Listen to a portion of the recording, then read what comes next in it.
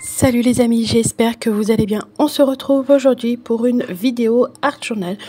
Donc je vais partager avec vous une petite page d'art journal pour venir compléter ce petit album. Comme vous pouvez le voir, j'avance au fur et à mesure.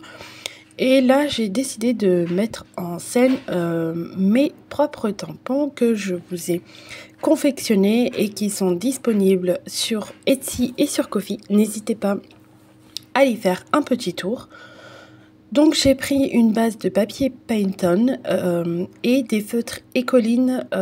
Donc, j'ai pris j'ai pris 3 ou 4 teintes de bleu que je suis venue comme ça griffonner aléatoirement. Sur mon papier. Je n'ai pas trop réfléchi, j'ai vraiment essayé un peu d'alterner les couleurs. Bon là, la caméra, on dirait que les bleus foncés sont tous pareils, mais je vous assure que en vrai, c'est pas le cas. Le rendu caméra n'est pas fidèle aux vraies couleurs. Donc là, une fois avoir griffonné grossièrement, je mets de l'eau et je vais venir avec une poudre Magical, donc c'est la blanche, la Milky Way White. Je vais venir en saupoudrer très légèrement, juste dans les zones où il y a du bleu clair en fait. Je voulais quand même apporter un peu un côté brillant. Donc j'ai venu saupoudrer tout ça avant que l'eau ne sèche. Et avec un pinceau réservoir d'eau, donc qui est déjà humide, je suis venue fondre un peu plus les couleurs entre elles et compléter les zones de blanc là où il y en avait. Et franchement, je ne suis pas déçue par ces feutres Écoline parce que même si il y a un temps qui s'est passé entre l'application du feutre et cette étape-là au pinceau, et ben le feutre, il n'a pas séché et j'arrive à faire de belles transitions.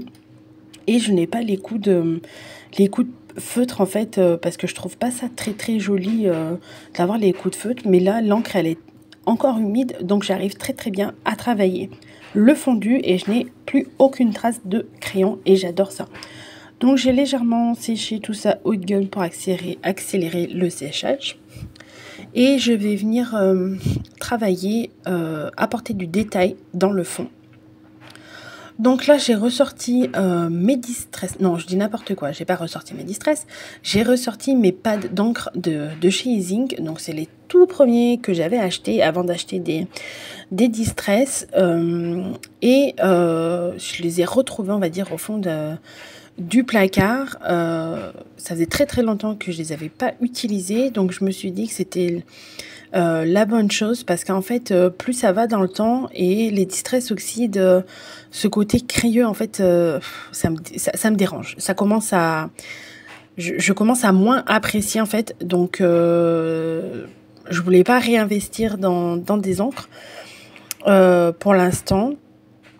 Mais en faisant du rangement, je suis tombée sur celle-ci et pour l'instant, ça fait l'affaire. À voir si je rachèterai des Distress normales par la suite. Affaire à suivre.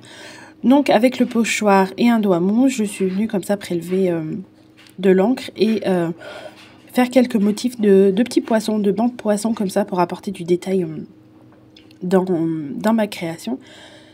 Et je suis venue prendre donc ce pochoir fait maison, qu'avec des écritures principalement, et je vais venir appliquer ma pâte de structure dorée que j'ai achetée. C'est de la marque Stamperia, je crois, je sais plus la marque. N'hésitez pas à mettre pause pour voir la référence parce que je me rappelle plus de la marque. Et limite, j'ai envie de vous dire que là, dernièrement, chaque fois que j'ai créé quelque chose, j'ai fait une création, un projet, je la sortais en fait, je l'aime tellement, elle est tellement agréable à travailler, elle se pose très facilement, elle est fluide, elle n'est pas trop épaisse, elle laisse une légère couche fine, la couleur, elle est juste magnifique, franchement, j'adore cette pâte de structure. Et j'hésite pas à en mettre. Là, quand j'ai fait cette création, j'ai hésité entre en mettre quelques touches par-ci par-là ou complètement faire le pochoir en entier. Excusez-moi, ma voix déraille. J'ai hésité et après longue réflexion, je me suis dit que je pouvais pas...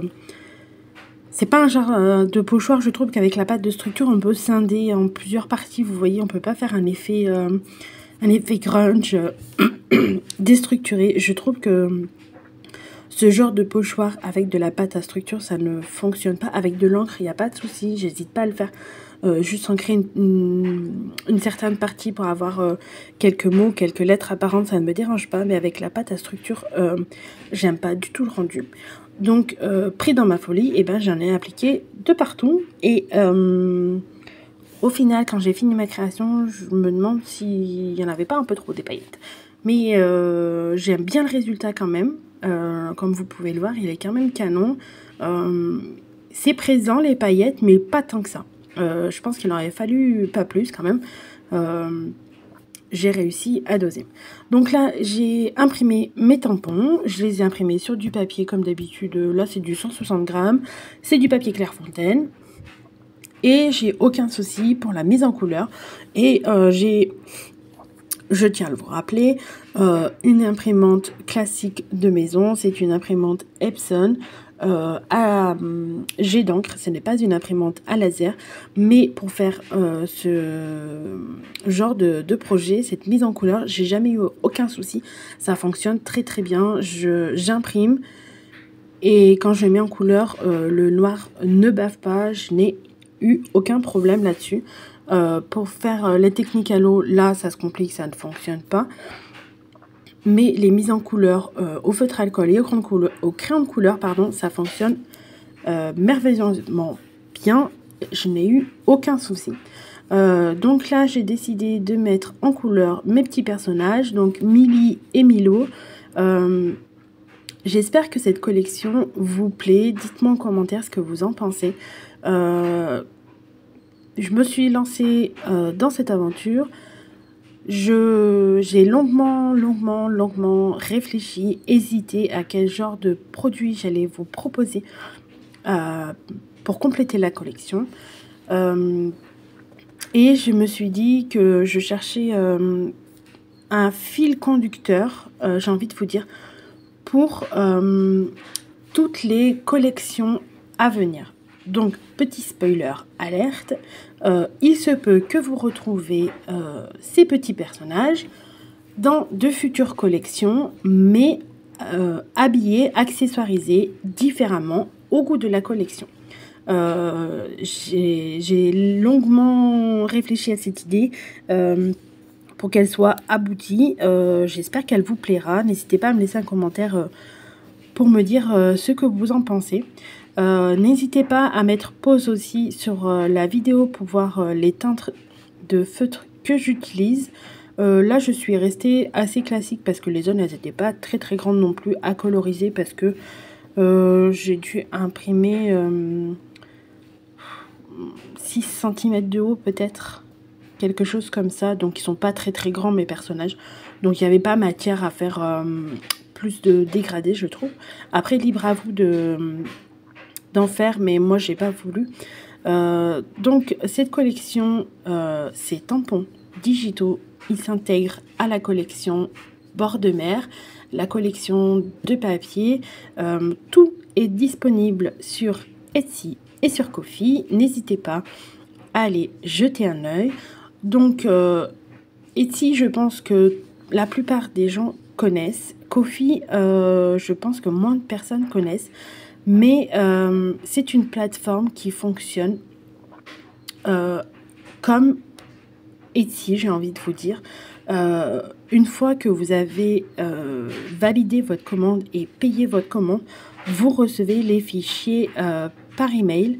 Vous les recevez sans filigrane. Et pour les tampons digitaux, vous recevez la version noir et blanc et la version en couleur. Pour ceux que ça intéresse. Donc, vous inquiétez pas, c'est une plateforme sécurisée, même si vous ne connaissez pas, vous en entendez très peu parlée, elle n'est pas beaucoup connue, je vous dirais, en France. Dans d'autres pays, elle marche du tonnerre, mais sur celle-là, en France, pas trop. Il se peut que dans les jours à venir, je vous fasse une vidéo présentation de la plateforme Ko-fi. J'ai déjà fait un post là-dessus, n'hésitez pas à aller me suivre sur Instagram ou sur Facebook pour savoir de quoi je parle, mais je pense que je vous ferai une vidéo pour que vous puissiez mieux comprendre. Donc là, on revient à la création. Je voulais apporter du détail. Donc j'ai sorti un pochoir avec des formes rondes pour faire des bulles en fait. Et je suis venue tout simplement les réaliser avec un feutre acrylique blanc. J'ai fait une étape avant, mais que je ne vous ai pas laissé en vidéo parce que franchement, elle n'a aucun intérêt, j'ai envie de vous dire. J'ai essayé d'apporter du détail dans ma création, dans le fond.